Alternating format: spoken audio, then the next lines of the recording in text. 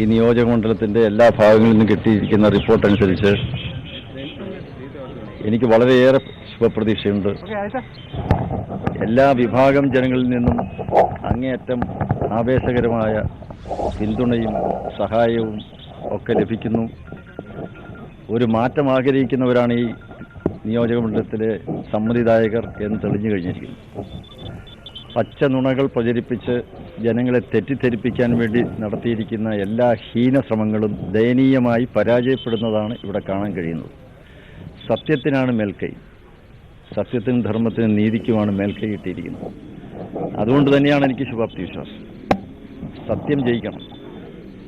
നിരവധി കള്ളപ്രചരണങ്ങൾ നടത്തി ജനങ്ങളെ വഴിതെറ്റിച്ച് NDA പരാജയപ്പെടുത്താൻ വേണ്ടി നടത്തുന്ന ഏതൊരു ശ്രമവും ജനങ്ങൾ തന്നെ ചേർത്ത് തോൽപ്പിക്കും. അതോടൊപ്പം തന്നെ LDF UDF അവർക്ക് വ്യക്തമായ ദിശാബോധമില്ല, അവർക്ക് ലക്ഷ്യബോധമില്ല, പറയാനൊരാശയമില്ല, ഒരാദർശമില്ല. NDA തോൽപ്പിക്കണം എന്നുള്ളതിൽ കവിഞ്ഞ് വേറൊന്നും തന്നെ അവർക്ക് പറയാൻ ജനങ്ങളുടെ മുമ്പിൽ വെക്കാനില്ല. കാരണം അത് വൈരുദ്ധ്യ രാഷ്ട്രീയമാണ്.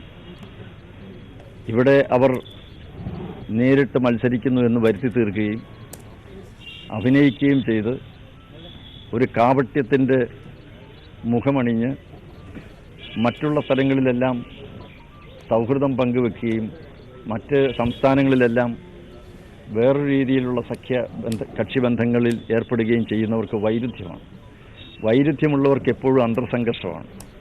അന്തർസംഘർഷമുള്ളവർക്ക് ആശയക്കുഴപ്പമുണ്ട്. ആ ആശയക്കുഴപ്പത്തിലാണ് അവർ പെട്ടിരിക്കുന്നത്.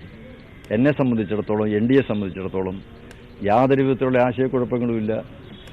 വ്യക്തമായി ഇവിടുത്തെ വോട്ടർമാർക്ക് എന്ത് ചെയ്യണം എന്നറിയാം. ഈ തിരുവനന്തപുരത്തിൻ്റെ വികസനം വഴിമുട്ടി നിൽക്കുന്നതിൽ വേദനിക്കുന്നവരും അങ്ങേയറ്റം ഉത്കണ്ഠയും അമർഷവും ദുഃഖവും ഉള്ളവരാണ്. അവർക്ക് ഈ തെരഞ്ഞെടുപ്പ് ഒരു അവസരമാണ്. കാരണം ഈ നിയോജകമണ്ഡലം വികസിക്കണം. ഇത് സംസ്ഥാനത്തിൻ്റെ തലസ്ഥാനമാണ്. മറ്റ് സംസ്ഥാനത്തിൻ്റെ തലസ്ഥാനങ്ങളെല്ലാം വികസിച്ചു കഴിഞ്ഞു. എത്രയോ മുന്നിൽ പോയിരിക്കും. ടെക്നോ പാർക്ക്, ഈ തിരുവനന്തപുരത്തെ ടെക്നോ പാർക്കായിരുന്നു ലോകത്തിലെ 1ാം സ്ഥാനം. പക്ഷേ ഇപ്പോൾ ഏറ്റവും പിന്നിലാണ്. മറ്റുള്ള ടെക്നോ പാർക്കുകൾ എല്ലാം 1ാം നിരയിലെത്തി. വിമാനത്താവളം 1ാം നിരയിൽ ആയിരുന്നത് ഇപ്പോൾ വളരെ പിന്നിപ്പോയി. ഇതെല്ലാം കാണുന്ന, മനസ്സിലാക്കുന്ന ഈ നിയോജകമണ്ഡലത്തിലെ ജനങ്ങൾ ഒരു മാറ്റം ആഗ്രഹിക്കുന്നു. അവർ തീർച്ചയായും NDAയോടൊപ്പം നിലയുറപ്പിച്ചുകൊണ്ട് തന്നെ എന്നെ വിജയതിലകം അണിയിക്കുമെന്നുള്ള ആത്മവിശ്വാസം എനിക്ക് ഉണ്ട്. മറ്റ് LDFൻ്റെയും UDFൻ്റെയും ഒക്കെ കള്ളപ്രചരണങ്ങൾക്ക് മുന്നിൽ സത്യം ജയിക്കും എന്ന് തന്നെയാണ് ഞാൻ വിശ്വസിക്കുന്നത്. ഇന്നിപ്പോൾ ചില റിപ്പോർട്ടുകൾ വരുന്നുണ്ട്. കോവളത്ത് ചൊവ്വര ഭാഗത്ത് 151 നമ്പർ ബൂത്തിൽ കൈപ്പറ്റിക്കും മറ്റും രേഖപ്പെടുത്തുന്ന വോട്ട് BJPക്കാണ് തെളിയുന്നത് എന്നുള്ളൊരു ആരോപണം ഉയർന്നു വരുന്നുണ്ട്. അല്ല, അതേപ്പറ്റി അന്വേഷിക്കട്ടെ. അല്ല, ഇതൊക്കെ ഇത് വളരെ തുറന്ന, ഏവർക്കും മനസ്സിലാക്കാൻ കഴിയുന്ന അങ്ങേയറ്റം സുതാര്യമായ തിരഞ്ഞെടുപ്പാണ്. അതിൽ പോരായ്മകളുണ്ടെങ്കിൽ ചൂണ്ടിക്കാണിക്കാൻ, തിരുത്താം. അത് തെറ്റ് തിരുത്തണം. എന്തെങ്കിലും ബുദ്ധിമുട്ടുകൾ ആർക്കെങ്കിലും ഉണ്ടായിട്ടുണ്ടെങ്കിൽ അത് തിരുത്തണം. അത് ഇലക്ഷൻ കമ്മീഷൻ നടപടി സ്വീകരിക്കണം, ശക്തമായ നടപടി സ്വീകരിക്കണം.